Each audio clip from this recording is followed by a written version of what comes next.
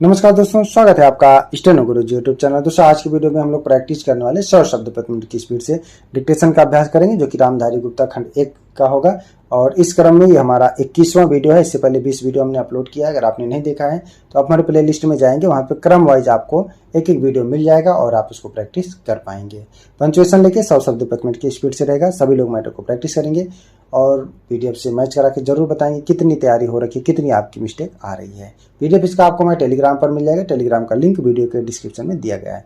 Video पसंद आए तो लाइक कर देना, चैनल पर पहली बार आए तो सब्सक्राइब करके नोटिफिकेशन बेल ऑन रखना। दोस्तों, इसमें जो आपको आउटलाइन दिया गया है वो ऋषि प्रणाली में है। आप किसी और प्रणाली से करते हैं तो आप अपने हिसाब से आउटलाइन बना सकते हैं। जरूरी नहीं कि आप हमारी ही आउटलाइन का प्रयोग करें। हो सकता है आप हमारे से बेहतर बनाते हो तो अपनी आउटलाइन का वही प्रयोग करना चाहिए जो आप आसानी से लिख सकें और उसको समझ सकें। तो ज़्यादा समय न लेते हुए चलिए स्टार्ट करते हैं। रेडी? 5 सेकेंड,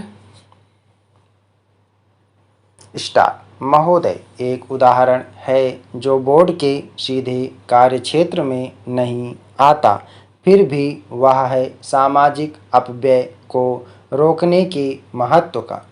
विवाहों और भोजों आदि में जो धन का अपव्यय होता है वह घटने के बजाय बढ़ रहा है। विकास से जिन लोगों को लाभ पहुंचा है वे दूसरों पर अपनी सफलता का रोब गांठना चाहते हैं। दहेज का विरोध, जो कुछ समय पहले काफ़ी ज्वलंत प्रश्न था, अब पीछे पड़ गया है। यद्यपि यह कुरीति आज भी उसी तरह जीवित है। अस्पृश्यता के बारे में आज कानून मौजूद है, लेकिन आज भी बहुत से स्थानों पर यह बुराई फैली हुई है। लोग इसे सरकार पर नहीं छोड़ सकते कि वही इसे हटाने के लिए कदम उठाए। इसके लिए तो उन्हें स्वयं कुछ ना कुछ करना होगा। विशेष रूप में समाज कल्याण के क्षेत्र में केवल सरकारी कार्रवाई पर्याप्त नहीं हुआ करती।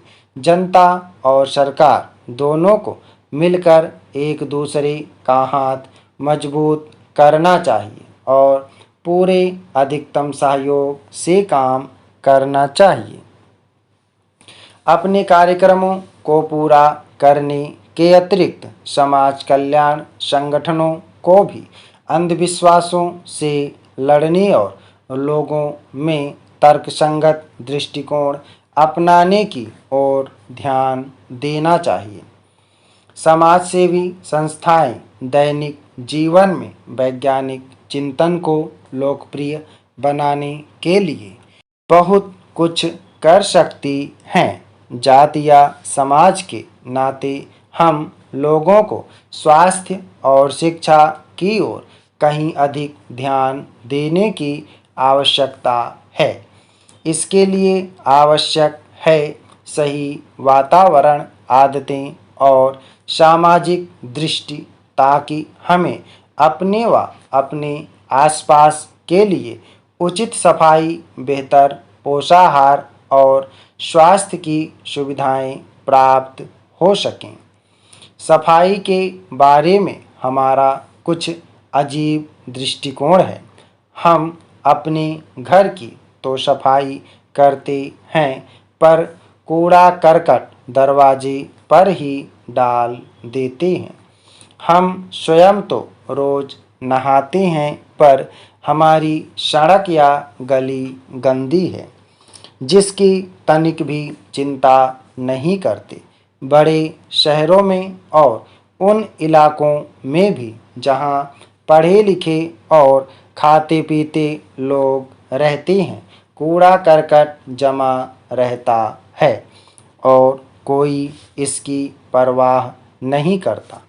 स्पष्ट रूप से यह स्त्रियों की संस्थाओं और समाज कल्याण संगठनों का काम है। समाज कल्याण संस्थाओं के लिए परम आवश्यक है कि वे समूचे क्षेत्र के सुधार के लिए आपसी तालमेल रखें। सरकारी विभागों का आपसी तालमेल भी बहुत आवश्यक है, जिससे स्थिति सुधर सकती है। सभापति महोदय, मैं वित्त विधेयक का समर्थन करने के लिए खड़ा हुआ हूँ। उत्तर प्रदेश की जनसंख्या बहुत बड़ी है और उसका क्षेत्र भी बहुत बड़ा है। इसलिए यह आवश्यक है कि उत्तर प्रदेश को उसकी जनसंख्या और क्षेत्र के अनुसार विकास योजनाओं के लिए केंद्र से आर्थिक सहायता दी जाए। इसके बिना उत्तर प्रदेश की उन्नति होना असंभव है। भारत का किसान इस देश का जीवन है। किसान पर ही सारी खुशहाली और उन्नति निर्भर करती है। अगर उसका जीवन समृद्ध होगा तो देश भी समृद्ध होगा। इसलिए यह आवश्यक है कि किसान के दैनिक जीवन की चीज़ें सस्ती हों और उसके खाद और कृषि यंत्र आदि सस्ते दामों पर मिल जाएं। पानी के लिए उसको भगवान की तरफ ना देखना पड़े, बल्कि उसको सिंचाई के विषय में आत्मनिर्भर बनाया जाए। जब तक किसान को पूरी सुविधाएं नहीं दी जाएंगी, तब तक देश उन्नति नहीं कर सकता है। मेरा यह भी निवेदन है कि जिन परिवारों में खेती का काम होता है, उन परिवारों के बच्चों को कृषि विभाग में नौकरी देनी चाहिए। यह मैं आवश्यक समझता हूँ, क्योंकि उन्हें कृषि के बारे में व्यावहारिक ज्ञान होता है। सभापति महोदय, वर्तमान सरकार ने समाजवाद की नीति अपनाई है और सरकार समाजवाद की तरफ कदम बढ़ा रही है। लेकिन हम देखते हैं कि बड़े और छोटे सरकारी कर्मचारियों के वेतन में बड़ा फर्क है। कुछ अधिकारियों का वेतन हजारों में है, जबकि चपरासी आदि छोटे सरकारी कर्मचारियों को सिर्फ 5,000 या 7,000 रुपये मिलते हैं। आज वेतन में यह जो फर्क है, वह समाप्त होना चाहिए। मेरा निवेदन है कि सरकारी कर्मचारियों के वेतन में बहुत ज़्यादा का अंतर नहीं होना चाहिए। तभी हम कह सकते हैं कि हिंदुस्तान में समाजवाद है। किसान की रोज़ाना के उपयोग की चीज़ें बहुत महंगी होती जा रही हैं। देश में महंगाई दिन प्रतिदिन बढ़ रही है और सारे देश में बेचैनी फैली हुई है। इस बढ़ती हुई महंगाई को रोकना आवश्यक है, नहीं तो देश में क्रांति हो जाएगी। आप इस सच्चाई को छिपा नहीं सकते कि आज देश में चारों तरफ बड़ा असंतोष है और लोग बड़ी आशा से हमारी तरफ देख रहे हैं। लेकिन महंगाई हमारे नियंत्रण से बाहर होती चली जा रही है। देश में काले धन की बड़ी चर्चा की जाती है। उसको निकालने के लिए बड़े प्रयत्न किए गए हैं। सभापति महोदय, सरकार इस स्थिति में नहीं आई है कि वह कह सके कि देश में काला धन नहीं है।